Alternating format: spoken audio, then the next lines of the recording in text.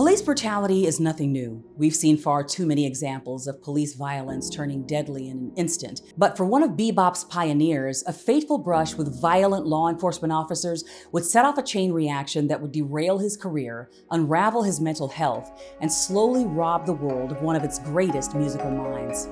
I'm Dara Starr Tucker, and this is The Breakdown. If you know bebop, you know Dizzy Gillespie was its face and Charlie Parker was its voice, but Bud Powell was its heartbeat. Bud was the brain, the hands, the fire under the keys. Without him, the piano might never have caught up with what bebop was doing in the 40s. He didn't just keep pace with Charlie Parker. He translated Parker's lightning-fast melodic lines to the keyboard, carving out a space for pianists to not just be accompanists, but full-blown soloists, speaking the same hyper-modern language of bebop in their own right. And he did it with grace, even in chaos, even when his world was beginning to slowly fall apart. Born in Harlem in 1924, Earl Bud Powell was a child prodigy. By the time he was a teenager, he was already deep in the New York scene. Mentored by Thelonious Monk, gigging with swing bands, and absorbing everything he could from Art Tatum to Stravinsky.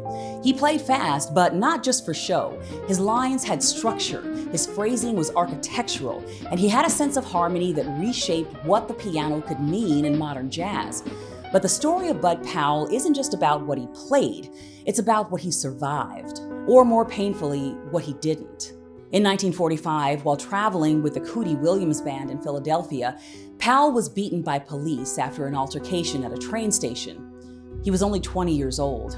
That moment marked a turning point, not just physically, but mentally. The head injury that he sustained exacerbated what would later be diagnosed as schizophrenia and manic depression, though after his death, it was thought that he might have sustained neurological damage as well. From that point forward, Powell's life was defined by cycles of hospitalization, institutionalization, and mistreatment. The same country that lifted him up as a musical innovator turned around and warehoused him in psychiatric institutions where he was subjected to electroconvulsive therapy, ECT, heavy sedation, and isolation. All of this in an era when Black mental health was barely recognized, let alone protected. Powell was not just forgotten, he was discarded. An innovator bearing bruises that no one could see, playing through pain that no one knew how to name. And yet, he kept playing. In 1951, just a few years after the police beating, he recorded Un Poco Loco, a piece so rhythmically complex and harmonically adventurous that even now, 70 years later, it sounds futuristic. Critics and musicians alike point to that track as a turning point in modern jazz piano. It was Bud Powell showing the world that no matter how unstable his life became, the music, the truth, was still intact. Powell's behavior was often erratic, his speech was slurred by medication, his performances were unpredictable. Club owners stopped booking him, record labels turned cold, and the jazz world, for all its reverence, didn't know what to do with a brilliant musical mind who couldn't keep it together off stage.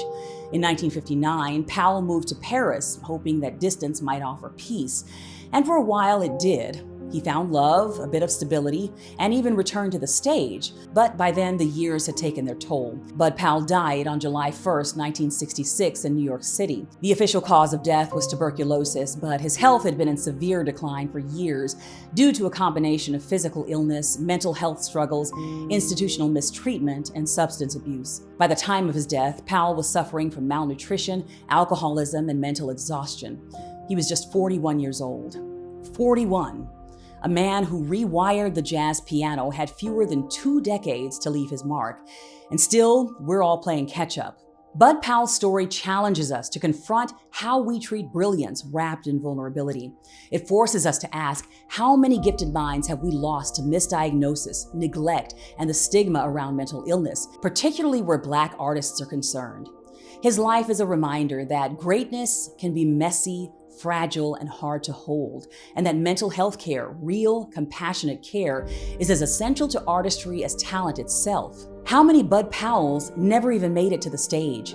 In a country uneasy with Black brilliance, he carried a restless mind, an unyielding soul, and a talent that refused to be caged. He wasn't just playing jazz, he was helping to invent a new language, one that we're still learning how to speak. But let's not forget that Bud Powell still lives.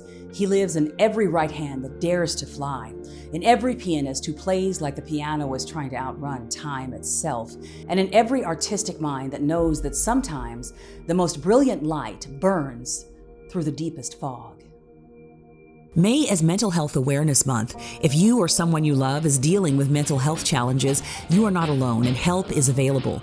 Visit the National Alliance on Mental Illness at nami.org, call or text 988, or find culturally competent resources at therapyforblackgirls.com and therapyforblackmen.org.